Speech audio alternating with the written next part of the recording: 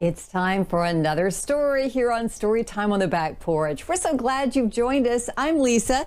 This is my furry friend Bitzee, and this is Lyla. Are you curious about things? Well, today we have a story about one little girl who's very curious. It's Ada Twist, the Scientist, by Andrea Beaty and illustrated by David Roberts. Let's take a look at what Ada is curious about.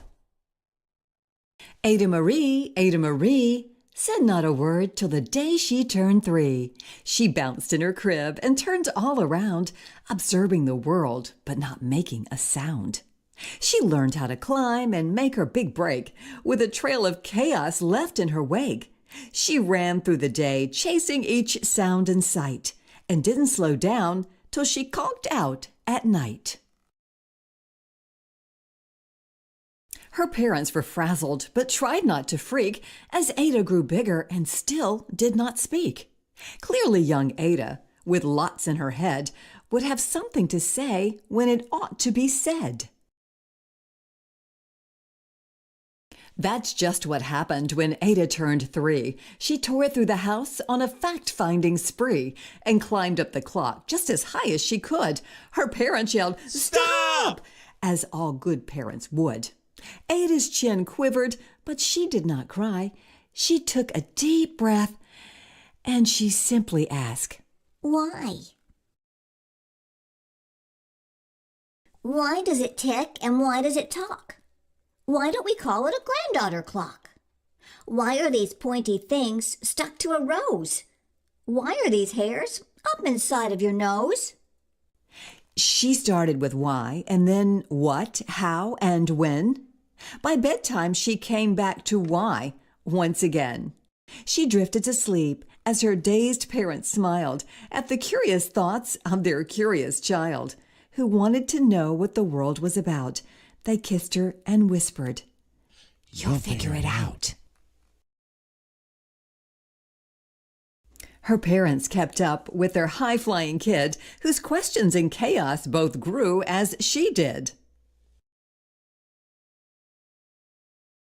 Even Miss Greer found her hands were quite full when young Ada's chaos wreaked havoc at school.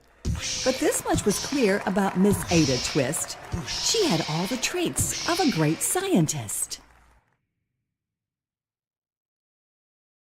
Ada was busy that first day of spring, testing the sounds that make mockingbirds sing, when a horrible stench whacked her right in the nose, a pungent aroma that curled up her toes.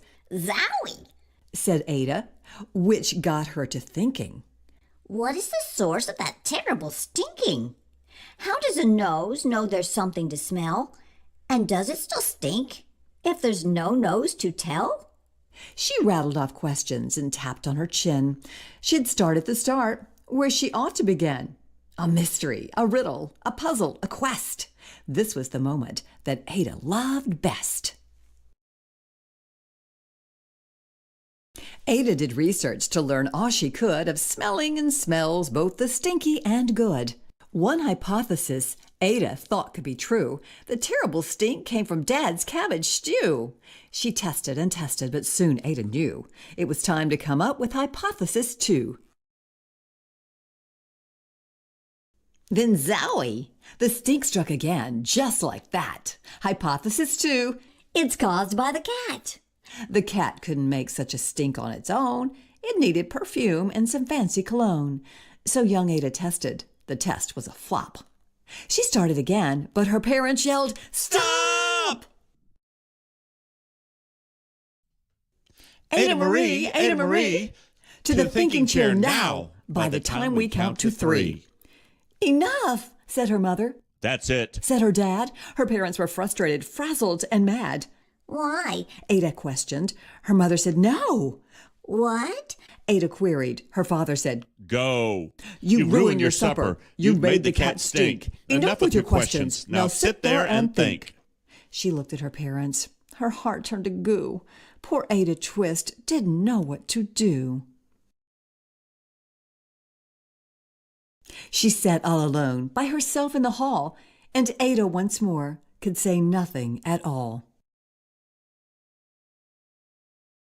And so Ada sat, and she sat, and she sat, and she thought about science, and Stew, and the cat, and how her experiments made such a big mess. Does it have to be so? Is that part of success? Are messes a problem? And while she was thinking, what was the source of that terrible stinking? Ada Marie did what scientists do. She asked a small question, and then she asked two, and each of those led her to 3 questions more, and some of those questions resulted in 4. As Ada got thinking, she really dug in. She scribbled her questions and tapped on her chin. She started at why, and then what, how, and when. At the end of the hall, she reached why once again. Her parents calmed down and they came back to talk. They looked at the hallway and just had to gawk. No patch of bear paint could be seen on the wall. The thinking chair now was the great thinking hall. They watched their young daughter and sighed as they did. What would they do with this curious kid who wanted to know what the world was about? They smiled and whispered, "We'll figure it out." And that's what they did, because that's what you do when your kid has a passion and heart that is true. They remade their world. Now they're all in the act of helping young Ada sort fiction from fact. She asked lots of questions. How could she resist? It's all in the heart of a young scientist.